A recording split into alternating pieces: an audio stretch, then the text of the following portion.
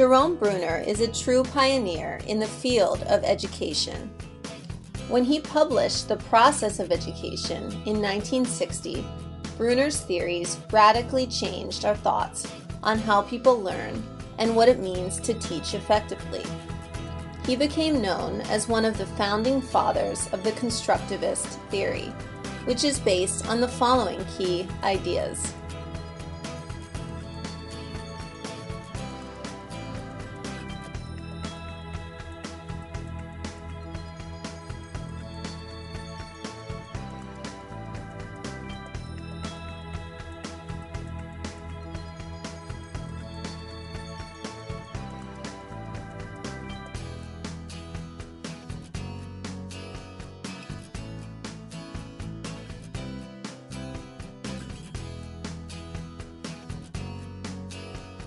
Bruner argued that schools waste time trying to match the complexity of subject material to a child's cognitive development.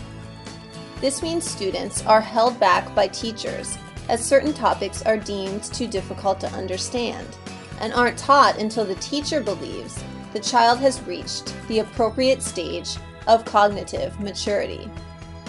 Bruner believes that any subject can be taught effectively in some intellectually honest form to any child at any stage of development.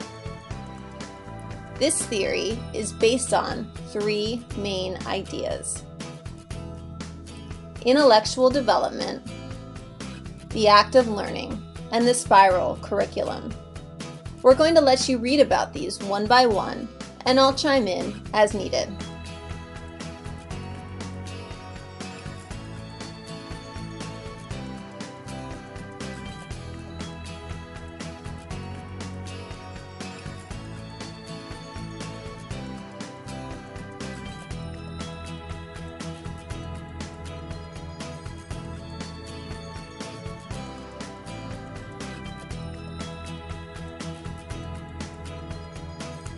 An example of learning during the inactive stage is a baby looks at a book and turns the pages, then tries this on another book, and the connection is made with books that pages can turn.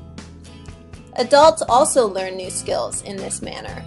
For instance, with driving a car, a person will look at the car, sit inside, and inspect the instruments.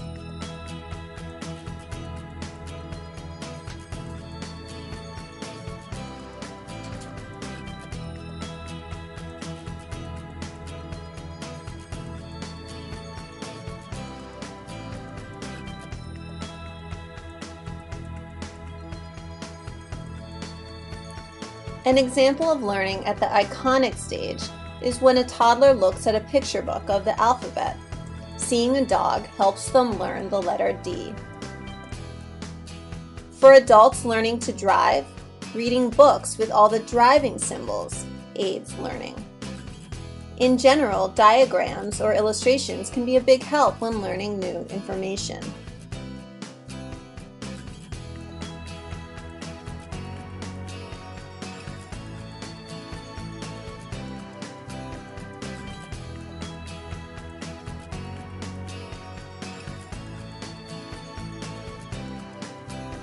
At the symbolic stage, now we see the baby has grown up.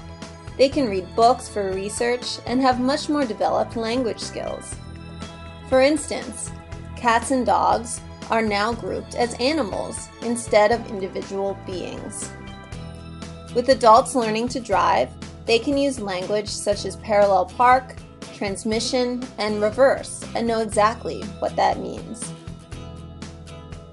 Bruner believes that just as a child goes through each of these three stages, we should present new material to all students, even adult learners, by going through these stages as well.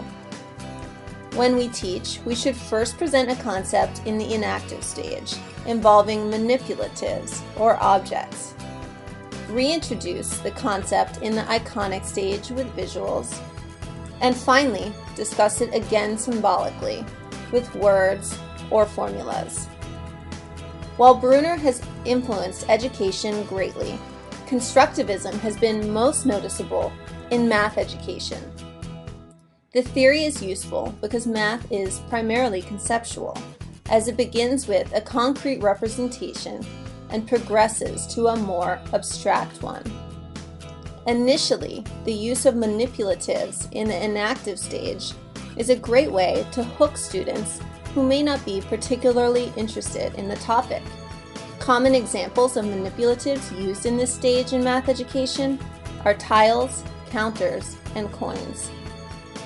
Furthermore, Bruner's theory allows teachers to be able to engage all students in the learning process, regardless of their cognitive understanding of the concept at the moment.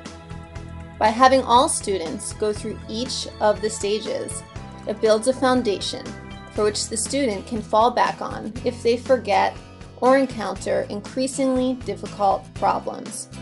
Bruner's second main idea is the act of learning, which includes 3 almost simultaneous processes, as you'll see below.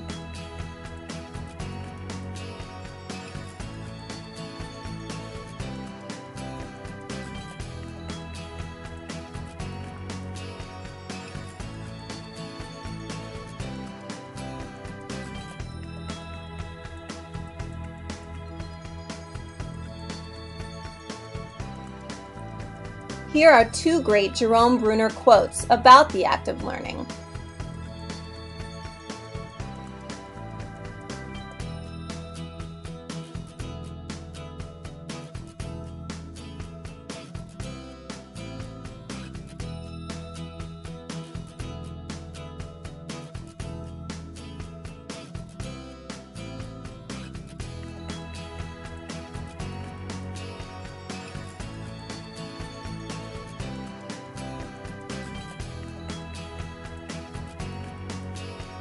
The third main idea of Bruner's constructivist theory is the spiral curriculum.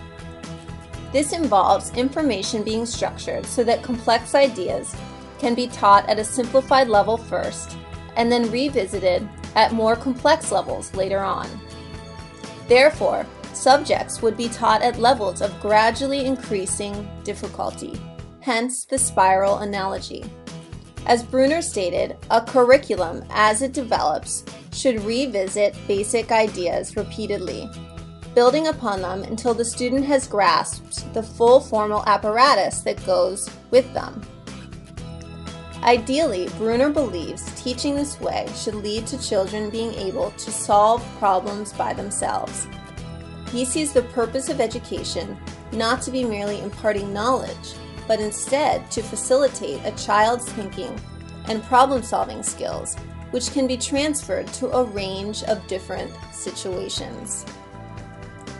As you can see, Bruner's theories changed the face of education. School would not be what it is today without his pioneering theories.